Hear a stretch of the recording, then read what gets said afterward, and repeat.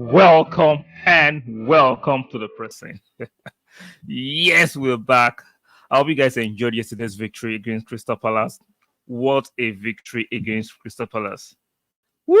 Oh, why am I saying Crystal Palace? Why do I have Crystal Palace? Against Sheffield United. Pardon my mistake.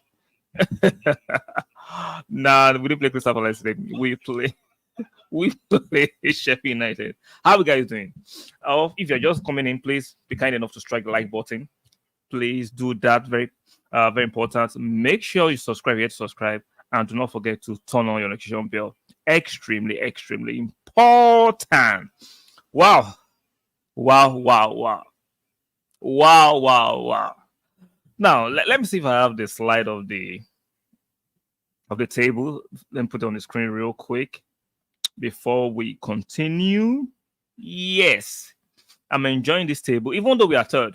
Even though we are third, by the weekend, we will either be first or second. So we are inching there. 11 more games to go. Um, uh, Quietly and sensibly and logically optimistic of the title. I'm not going to push it too much, regardless of the mainstream narrative. Though, oh, Arsenal don't have the experience. These players have not done it before. They bottled it last time. Regardless of nomenclature, our detractors and our competitors want to use, it's within their right to use any kind of nomenclature. But I know for sure they are feeling the heat. They are seeing the way we are scoring goals for fun, beating teams for fun. They'll say, oh, it's just Sheffield United, it's just West Ham, it's Burnley. They all count. Yeah, they all count because if those Man City beating Sheffield United for 5-6, they will be telling us that's the proof in the pudding. Now Arsenal is doing it. They are trying to shift the goalpost and shift the narrative. Sorry. You can't do that. We are going to stick to the mantra you and the gauntlet you've laid down. They're going to stick to that.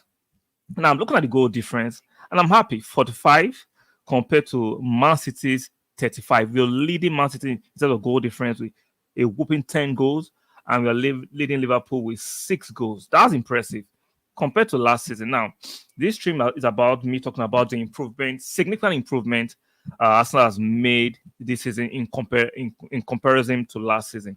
What are the significant improvements in comparing to last season? Now, if we start from the recruitment, we brought in Declan Rice, who has been fantastic.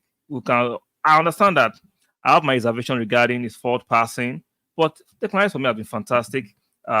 Filling in for Partey, even though he does not do the offensive duties of Partey as much as Partey, but the defensive part of his job has been fantastic. Availability has been great.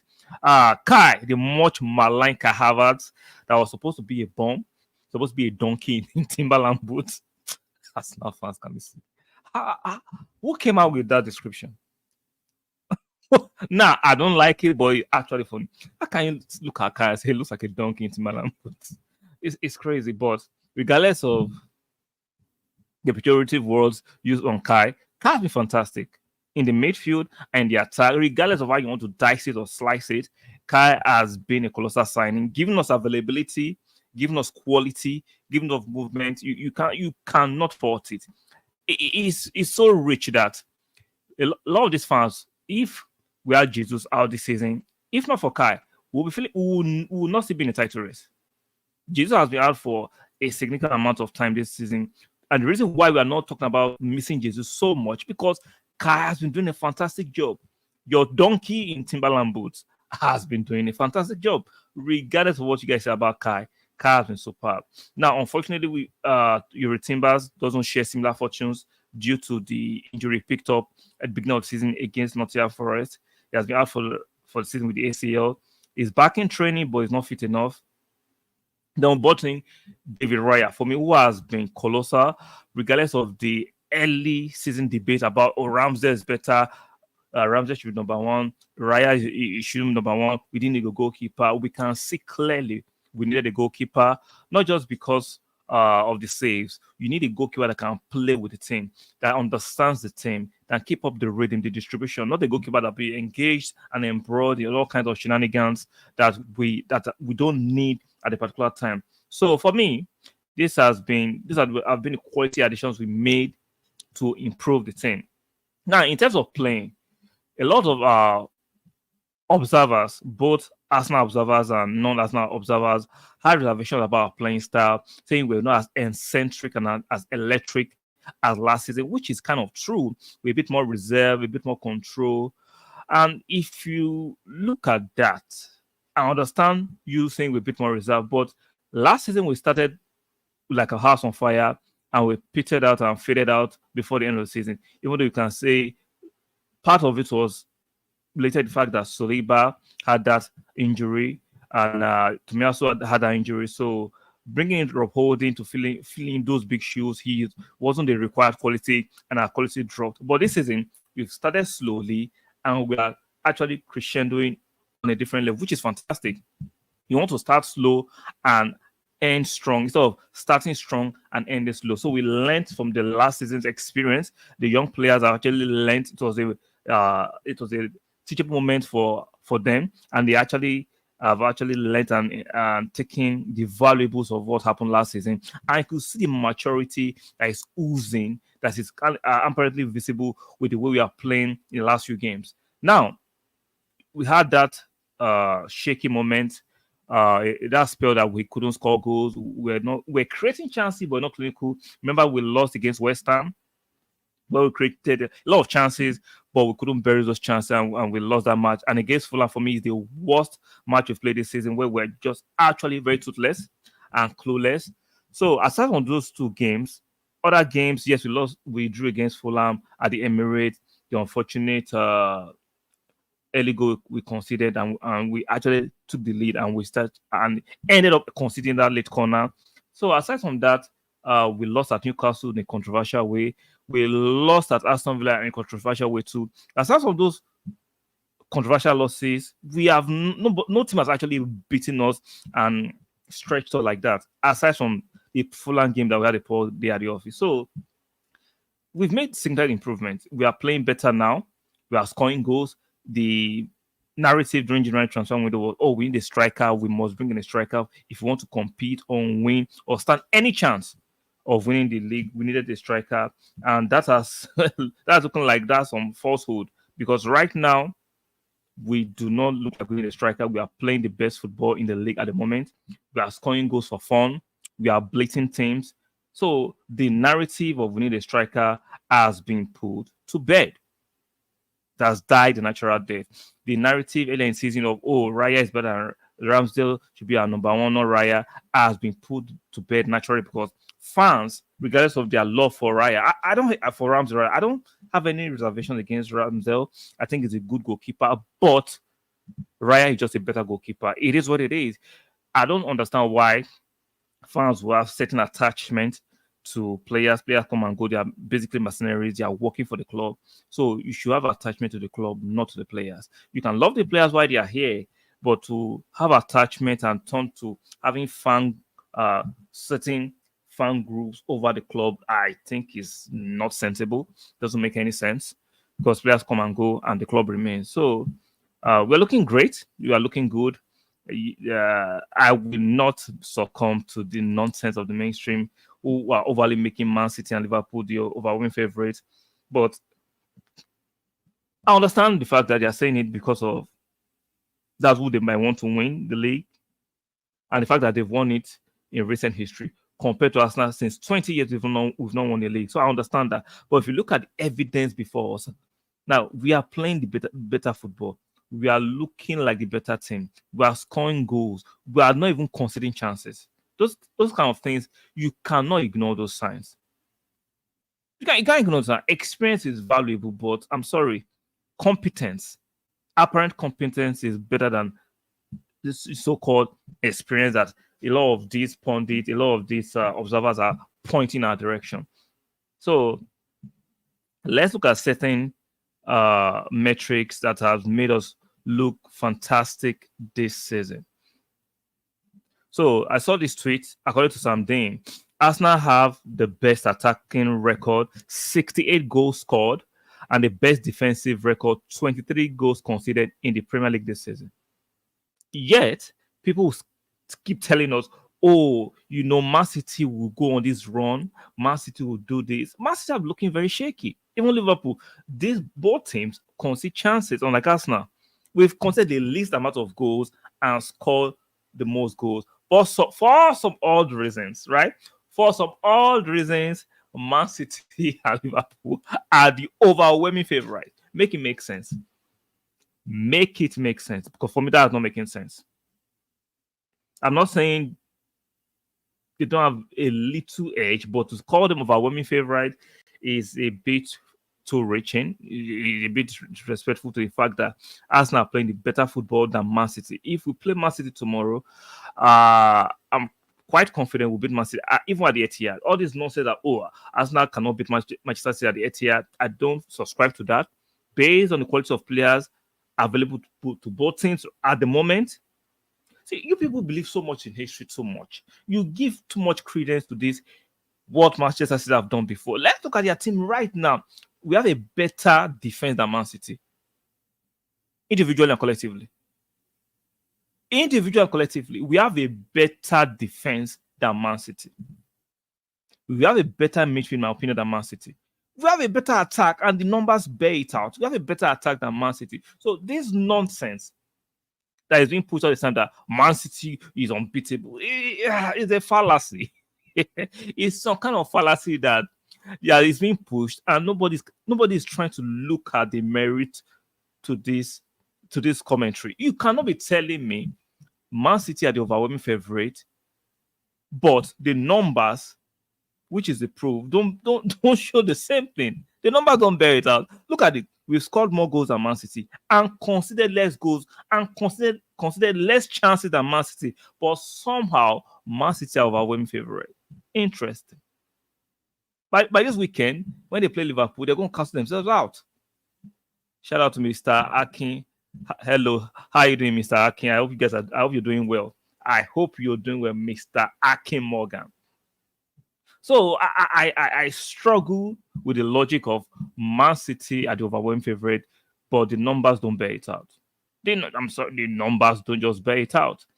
So it's not making sense. I would love to play Man City tomorrow. As an Arsenal, I will love to play Man City tomorrow and put this to the bed because defensively we are better, midfield we are better, attacking wise, collectively we are better. I'm not saying their striker Holland is not better than our striker, but if you put from the left wing to the right wing to the attack, Saka is better than Doku that Doku or whatever it is, or whoever they have on the wings. Arsenal wingers are better than them. Whoever they have on the wings now as number 9, I understand Haaland is better than both Kai in terms of goals and Jesus, not overall play. In terms of goals, I give it to them. But all other departments, maybe goalkeeper, Edison and Raya. I'll personally pick Raya because a lot of people will not give Raya his kudos yet because they'll say, what has he won? Once we win the Premier League or the Champions League, suddenly our players will begin to have the respect they deserve. So sometimes I just look at this narrative and just laugh. I just laugh because they're making no sense. I saw this funny tweet today. Kai now has more legal contribution this season than Bernardo Silva, Bruno Fernandes, Dominic Szoboszlai, Jeremy Doku, Musa Diaby, Luis Diaz. As many goal contributions as James Maddison, who was apparently the best signing of the summer, more non-penalty goals in the league than Rashford and Palmer. Now, I do not like to write all the statistics because there are certain nuances that are not in these statistics that people do. That's why I always use eye test in good faith. Because people like to argue eye test in bad faith. So, but statistics doesn't show entirely what is happening. That's why I will never pick statistics over eye test. But the eye test has the objective. But I know there's a lot of subjectivity when it comes to eye test because people can see things differently and we have different level of IQ. I understand that. But statistics can be very misleading if used or applied in bad faith too. So these statistics, it looks good when it favors you, but when the other person twists it around too, you can look bad. So that's why if there are no nuances to the statistics, I do not take them too seriously. Akim Morgan comes on that chat. Man City has not lost at their stadium in 2 years. Not to say it's impossible. I just think we will take a game. But I understand what you're saying, Mr. Akimoto, and I respect your opinion. I'm going by my own opinion because even before we beat Liverpool this last season, when I see the trajectory and the quality of players and how we are playing, that gives me enough courage. I understand your skepticism. I understand your pushback that no, Man City have not lost in their stadium, but I'm looking at the quality of play and quality of players. We can go to Man City and beat them. It's possible. I understand your reservation and I respect it, but it's not impossible. I'm looking at the quality of play. Like we are better than them defensively. Man City are conceding a lot of chances. They are conceding a lot of chances compared to last season, the team they had last season. Liverpool are doing the same thing. Arsenal are not conceding a lot of chances, and Arsenal are scoring goals in droves. And the way we move the ball, the way we move Kai Havertz, Saka, Martinelli, the pace we have in the team, the dynamism we have in the team, we can go to Man City and turn that place to the empty yard. It's possible. But I still understand your reservations regarding the fact that let us take it game by game. I'm taking it game by game, but I'm looking at the performances. See, our performances and results are matching. If did you watch the Man City against Baltimore? They barely escaped with a victory. Now I'm not disrespecting Man City. They've done it. They've won the t-shirt. They're a solid team. But let's be fair and let's be logical. I understand because we've not beaten in a long time. We have the residue of what I'll call quote unquote traumatic experience of Man City. But let's not overestimate and overstate Man City. They are not that juggernaut of a team. Yes, they won the treble last season. It's last season. Let's talk about the apparent. I'm not saying let's erase what everything they did last season, but let's look at what is happening right now. Man City are not that team, in my opinion. Also, it's up to Arsenal to prove it. They now have to show it and earn the chest of the fans. No, Arsenal going to show it. But see, if Man City was beaten, let me take this out. Right, let me take this out. Let me bring this slide. Now, if Man City were the one that beat Sheffield United 6-0, Burnley 5-0, and West Ham 6-0, we'll all be saying, oh, that's championship stuff. That is Man City. They know how they know how to play the business end of the season. Now, Arsenal is doing similar thing. You're like, it's just Sheffield United. It's just Burnley. Let's not move the goalpost and apply double standards. Arsenal fans, we need to be very careful not to remain stuck on our past traumas. I tell you, a lot of Arsenal fans are stuck on our past traumas. I understand. We're the whooping boys. We're the banter team for that time. But things have changed. And you have to look at things for what they are right now. See, the center half pairing of Man City are not better than center half pairing of Arsenal. Am I delusional? Maybe I'm wrong. Someone should tell me in the chat. I would like to know. Do you think the center half pairing of Man City are better than center half pairing of Arsenal? Salute. Man City are the most vulnerable, and we should go toe to toe. A win will show progress. That they said they will all be up for it. No, definitely. Shout out to you, Football Capo. Exactly. See, like you said, Man City are their most vulnerable. I'm watching Man City because I watch football. I love football. I don't just watch Arsenal alone. I'm watching Man City. I'm seeing a concede chance, even though against Man United, right? If Man United were a tad more clinical, they would have scored 2 or 3 goals against this so-called strong Man City. They are conceding chances. Let's not overrate and overstate Man City because of what they've done in the past. It's easier to fall into that trick of, oh, Man City are this juggernaut. It's easier to overly embellish Man City. I'm not saying they are not a strong team, but they are strong as they were last season. Absolutely no. They are not.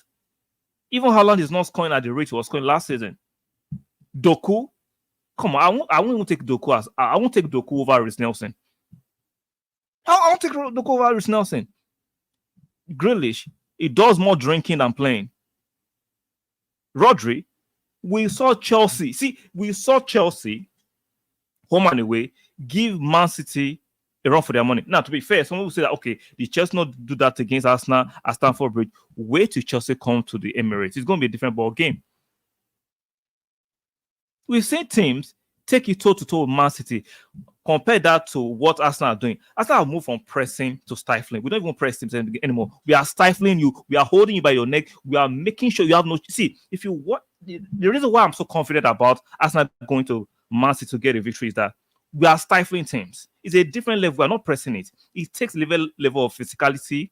It takes a different level of technical ability, movement to stifle teams. We are not pressing. We moved away from pressing to stifling teams, and we are doing it successfully. We are scoring goals and we are defending well. That gives me a lot of faith in this team. Not saying Man City have fallen off the cliff, but there's a chink in Man City's armor. The chink is there. Shout out to Mr. Gogo Wante. Good morning, bro. Good morning, my brother. How you doing? Yeah, exactly. Long time. Don't worry. I'll be doing more lives. I still have my regular job and I still do YouTube. So I will try and make sure I do more live moving forward. So I understand I should be doing more. So I will do more live. You guys to try and bear with me for now. I'm making plans to be more consistent than ever. So bear with me. Beat Man City, beat City, and at least a draw, then I will believe it. We will. We will. Yeah. I just know that barring we don't suffer a litany of injuries. If we don't suffer a litany of injuries, we are going to the empty hard and we are going to empty it. I don't fear that defense. Dia Stones, Kyle Walker. Like I don't fear Man City like that much. Not because suddenly I don't understand football. I'm looking at our team, how we are playing, the quality we have, and I'm looking at Man City. Man City just have history on their side. And if you're not careful, you can over embellish history. You can over embellish history. Yeah, man, the past hasn't been easy on us. Exactly. So you are talking from a place of trouble. With all due respect to you, Mr. Akin Morgan, I'm not trying to be demeaning. I'm just talking in context to this conversation. See, if you're not careful, right, your past trauma can hold you down. You have to look at the apparent, what is going on right now. But they are trying to suck me back in it. They won't suck you back. How can this result? See, did you watch the Newcastle game, the 4-1? Watch the game again. See, the best time when you're watching a game live, right? You're watching a bit of tension. You're watching a bit of anxiety. Now, go back if you have time. I know a lot of us are busy with different things we do. Go back if you have time. Watch the game again.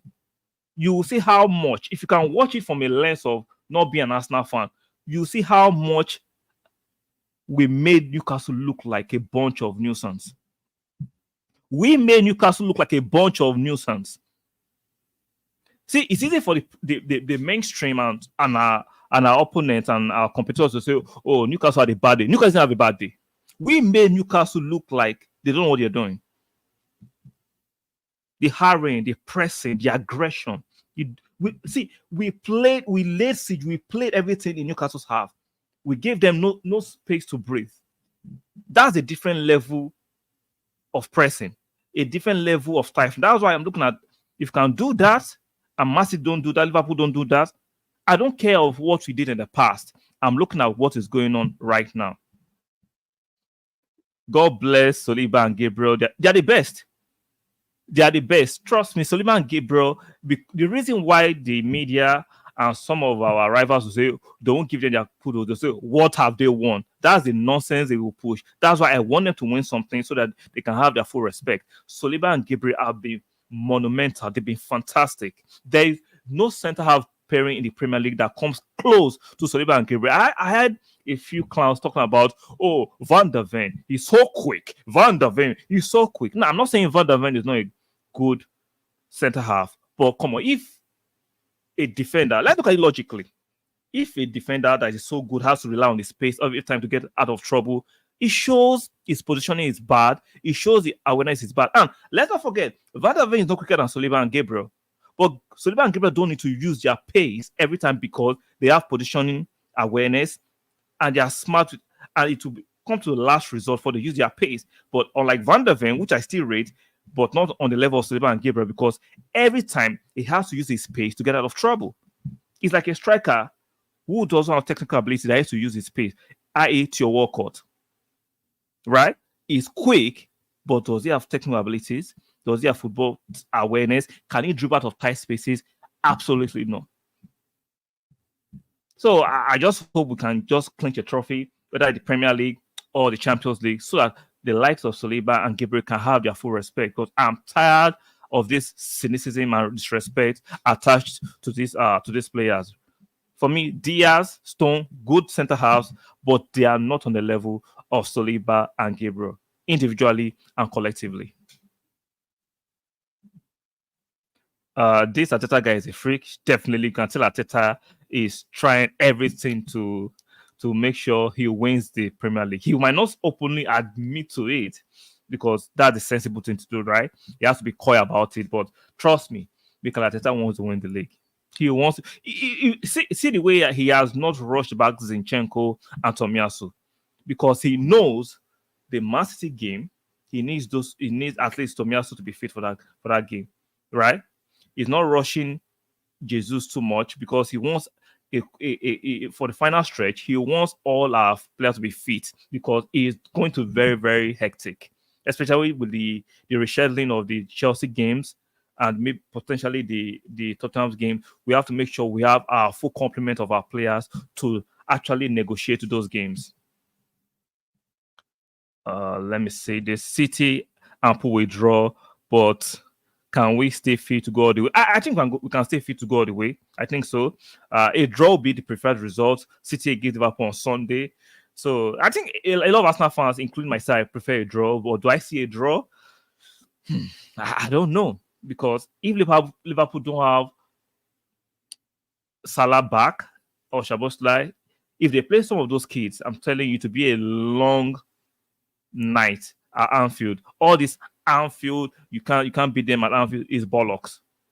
If they don't have the right complement of players to play Man City will take all 3 points at the Anfield. I do not overly believe on this mentality monster. Mentality monster comes from having quality players too. You can't have a bunch of kids and be shouting mentality monsters. Those kids will be beaten. Do not let the Chelsea Liverpool victory over Chelsea at the Carling Cup mislead your logic. If they play a bunch of kids against Arsenal, against Manchester City, they will be beaten, battered, bruised, and kicked. So let's not fall for this media narrative that looks like it's nice for now. Oh, Liverpool are playing with a bunch of kids. Absolute waffle. Absolute waffle. I must say that the football is absolutely beautiful. We are one touch. We were one touch around Sheffield, and they got mad and hammered up. Exactly. The football was exquisite. It was scintillating to watch, and it was awful for our rivals because they didn't like how we're playing. If you watch the way we move the ball, if you watch Odegaard, the way we press like we're under a spell. We press aggressively, and that's why I love, and we are sustaining for a long period of time. And we have players like Fabi Vera coming back from injury. Partey had a few minutes yesterday. There's Tomiyasu to come back. There's Zinchenko to come back. Kivio is getting fitter and fitter. The team, the aura, Trossard had a few minutes yesterday. There's still Smith Rowe to play. The team, are you telling me logically, with all the names I've mentioned, that I should still be scared of Man City? Come on, bro. Come on. Let's see. I understand we have been traumatized with the past, but let's look at the apparent for what it is. Let's look at what you are saying right now for what it is. Let's look at these things for what it is. Let's not let the past trauma cloud our judgment. It's very important you don't let the past overly cloud your judgment. Kahava, let's talk about this guy. What more can I say? I'm sure some of you saw the video I made regarding the fact that I was tired of Agenda Fan TV, aka Turkish and Curtis Shaw, always deriding this guy because it's fun. You cannot claim to know ball and you tell me Kahava is not a good player. Even at Chelsea, I liked him. When Chelsea fans were always saying he's not a good player, I'm like, your footballing IQ must be zero. See, we watch football. I'm not saying all of us. There's a loud minority of idiots that watch football. If you don't have pace, if you're not overly aggressive, you don't have this stupid passion, I'm not saying players shouldn't show passion, but there's a stupid level of passion that people used to make up for their lack of skill.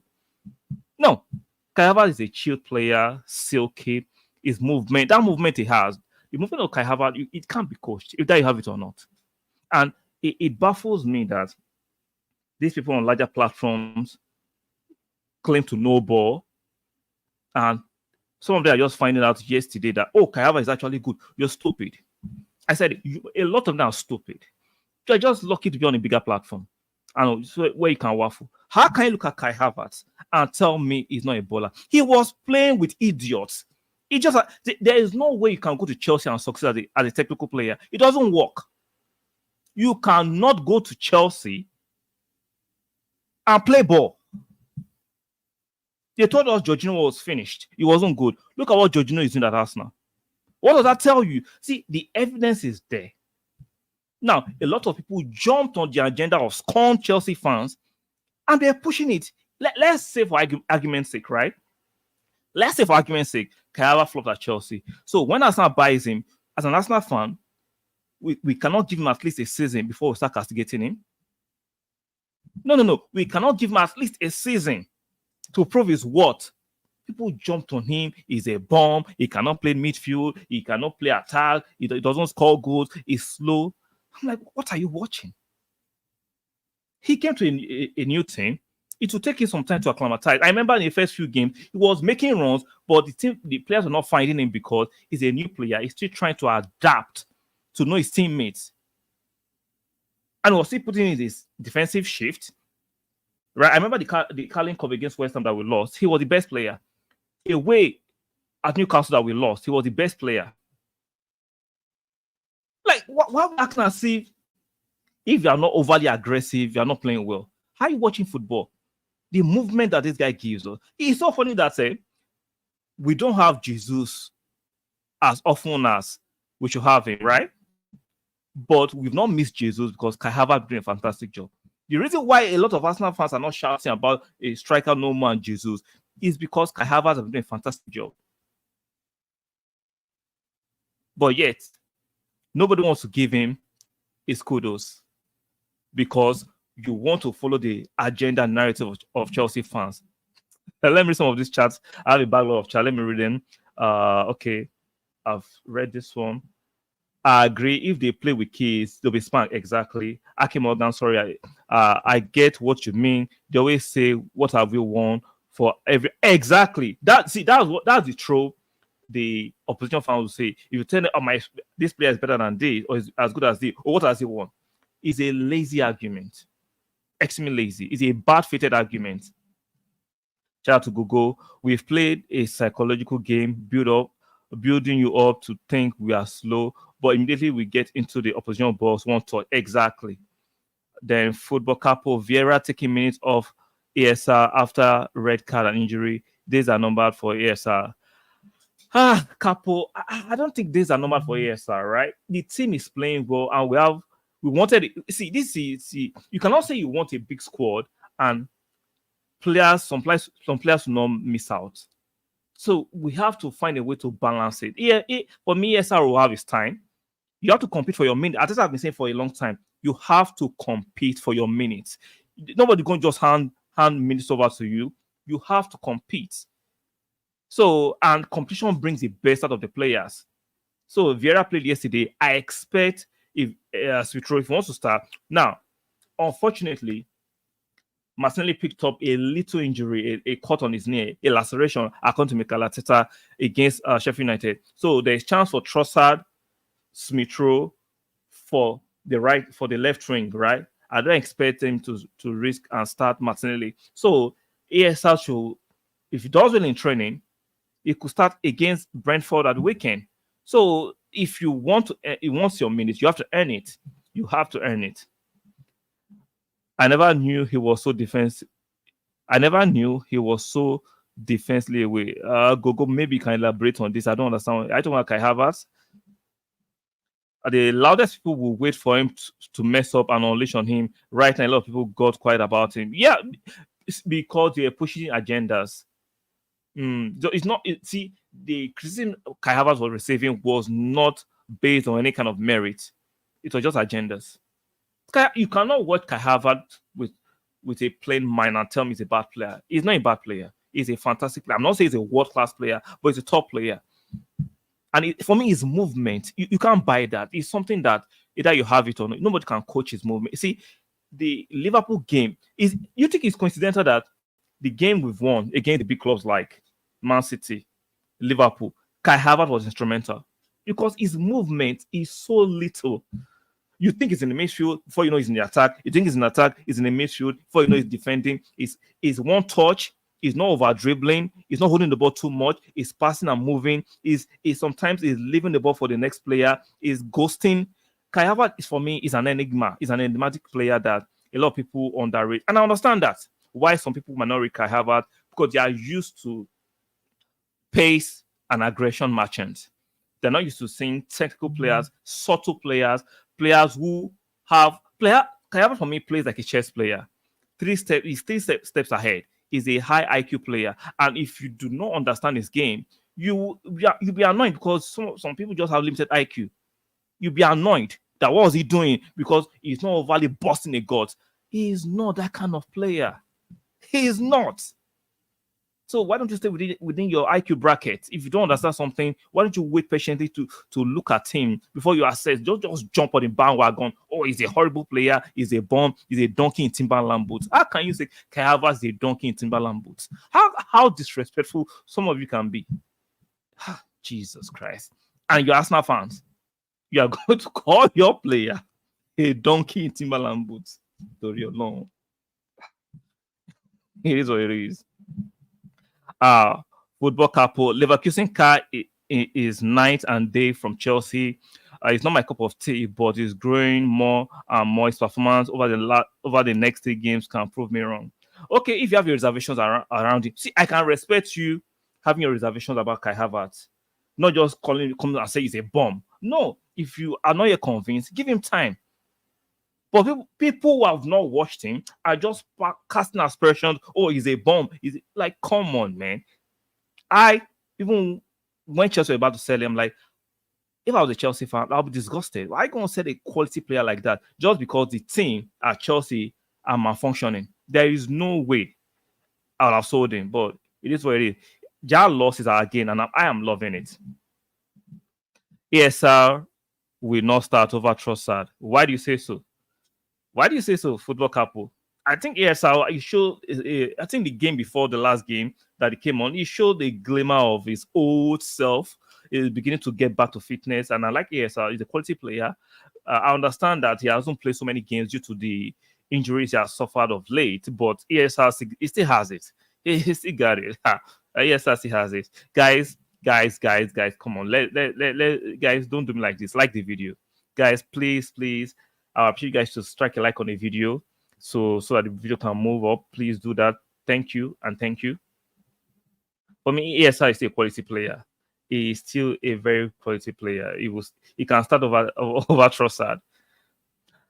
I mean, Kai is exactly. Kai is defensively aware, very, very aware. He knows what he's doing. But because he's not busting a gut like most people want him to show, or he's not very aggressive, they think he's not defensively where he is. Kai, for me, he wins a lot of ball in the midfield with his height. He wins a lot of tackles with his leg. He moved the ball quickly. His movement actually is a decoy for a lot of players. His movement open spaces for Saka and Martinelli. So for me, I like him. Say, football I would say, Kai Diver, aka Donkey Kong. Oh Lord. If that word makes you happy, is your opinion. So so I'm loving how we're playing. I'm loving how we are doing. I'm still quietly confident of us winning this Premier League, regardless of a lot of skepticism from the Arsenal fan base and the media. I think we can do it. Now we play Brentford, right, on Saturday, and unfortunately, is it fortunately or unfortunately, Raya won't be the goalkeeper. It will be Ramsdale. Are you guys confident of Ramsdale? Because the last time we played Brentford away and we had Ramsdale, he was a bit shaky. he was a bit shaky. So now I expect us to play to his strength. I expect to have learnt his lesson. He now knows is number two.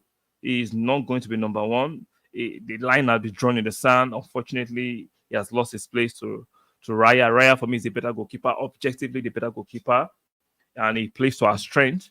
But against Brentford, we because Raya is on loan, we cannot afford to use him against his parent club. So Ramsdale comes in. Uh, I don't know. I don't know. Now, for me, I've grown out of Ramsdale. That's just for me. It doesn't mean he's a bad goalkeeper. I'm just used to the quality, the distribution quality, the concentration quality of Raya over Ramsdale. Ramsdale is a good goalkeeper, but I just prefer Raya because I feel more confident with Raya.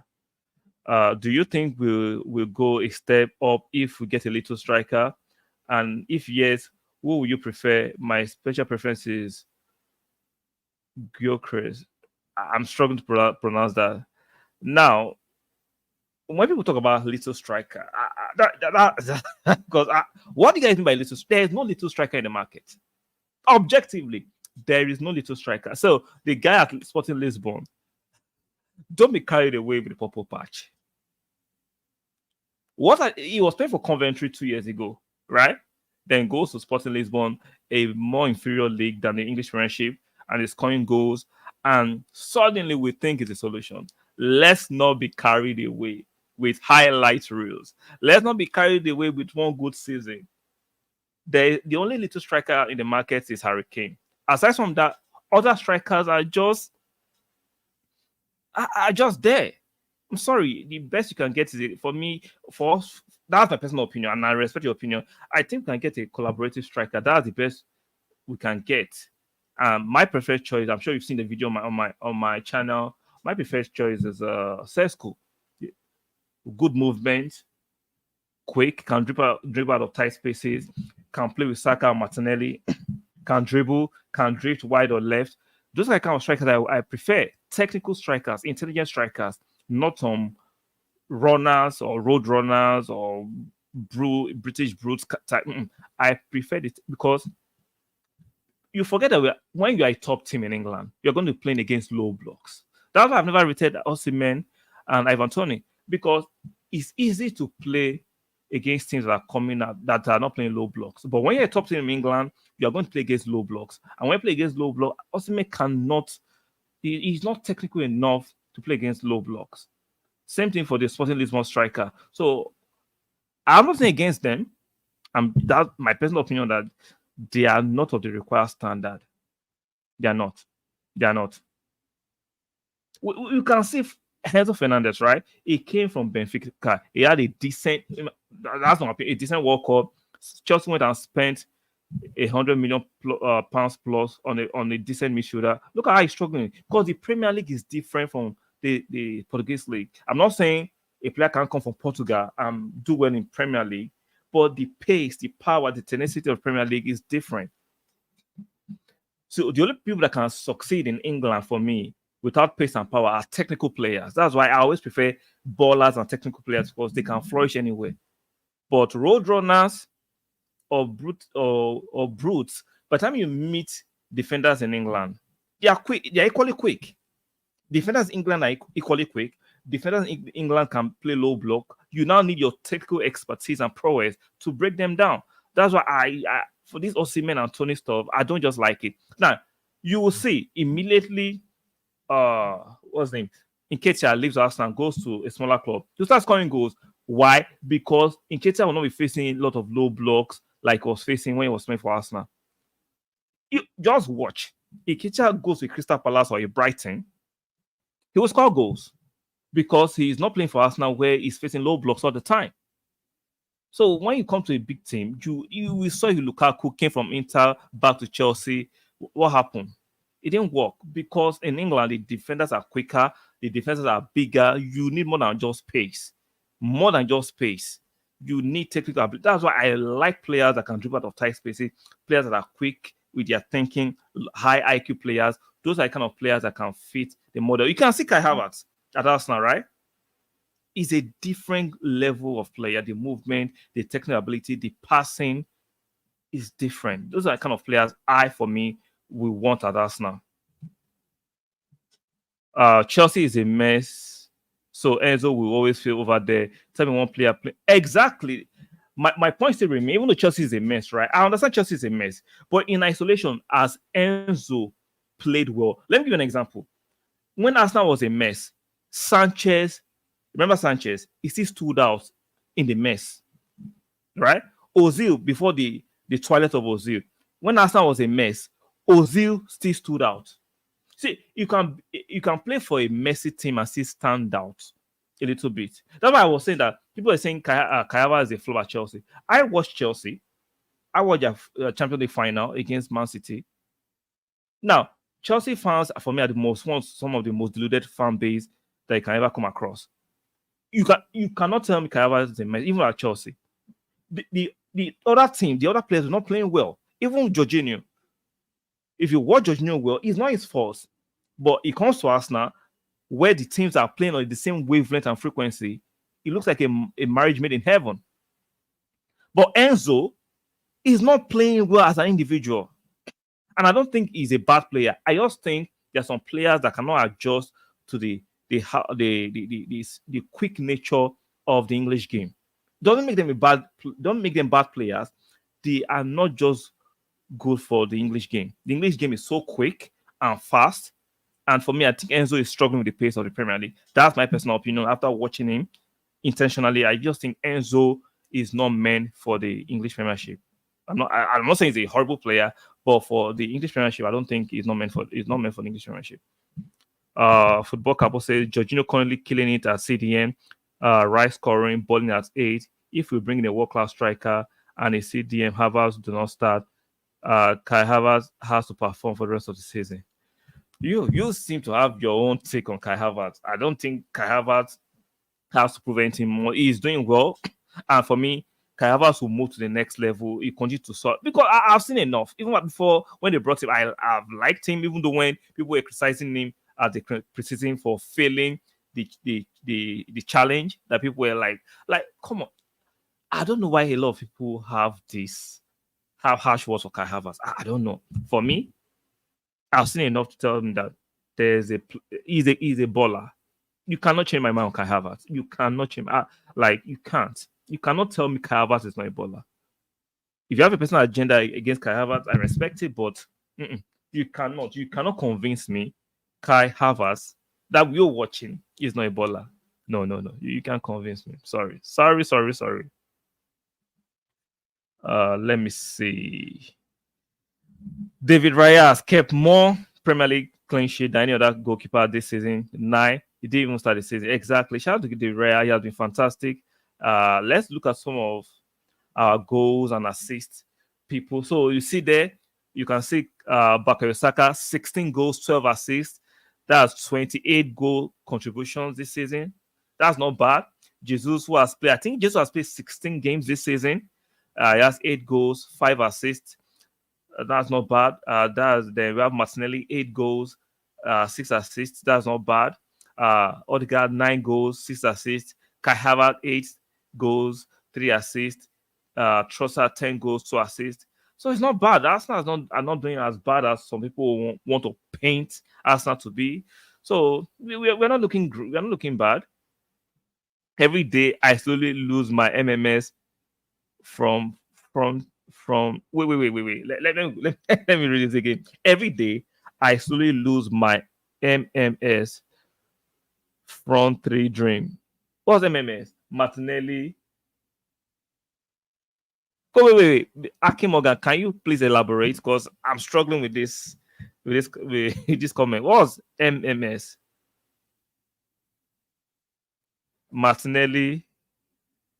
I know Saka. The M in the middle. Who is that?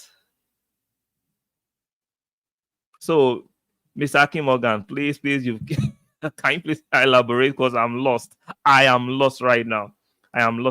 So please elaborate. So we're not looking bad in terms of the goals being shared around. Oh, Mbappe, Martinelli, and Saka. Oh Lord. See, sorry to be the bearer of bad news. You're dreaming. You are dreaming.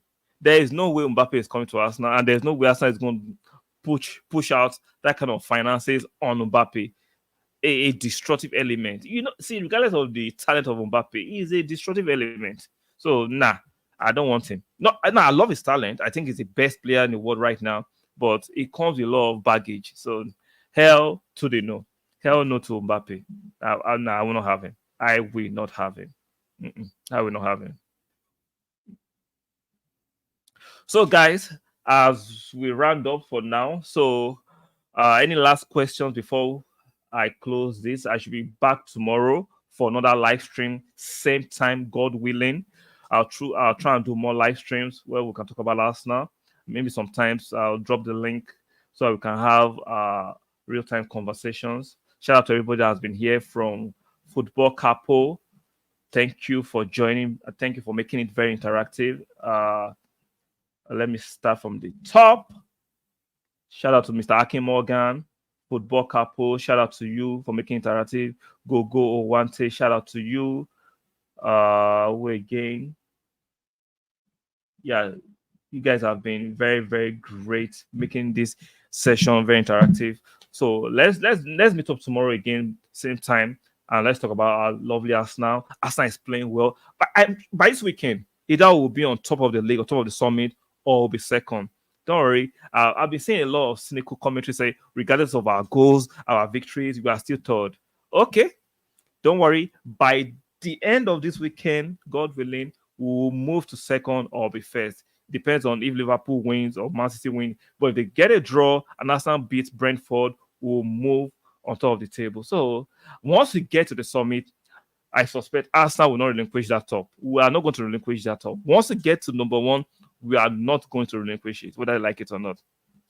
I'm telling you, man, you crazy. Mbappe number 14. Tell me that will not hit different. Mr. Akim Morgan, keep dreaming. Mr. Akim Morgan, keep dreaming. Everybody knows that Mbappe is headed for Madrid. But if you want to dream, who am I to stop you? Who am I to stop you? Have a great day. We have a great night. It's night here. So it's 9:54 p.m. by my time here. So I will have a great night. I hope you're having a great day too. So shout out to all of you that have made this session very interactive. One more time, from Gogo to Football Capo to Mr. Akin Morgan, I really appreciate you for spending your time. You could have been doing any other thing with your time, but I appreciate you for spending your time with me on this chat. So same time tomorrow, I'll be here to discuss everything Arsenal. Hopefully, there are more news for us to discuss regarding the match against Brentford, maybe injury news and other things going on in the club. So, guys, make sure you enjoy the rest of your day. If it's night, good night. If it's your morning, make sure you have a great day and be more productive. Drink a lot of water, take care of your health, and I'll see you guys tomorrow, same time. Bye for now.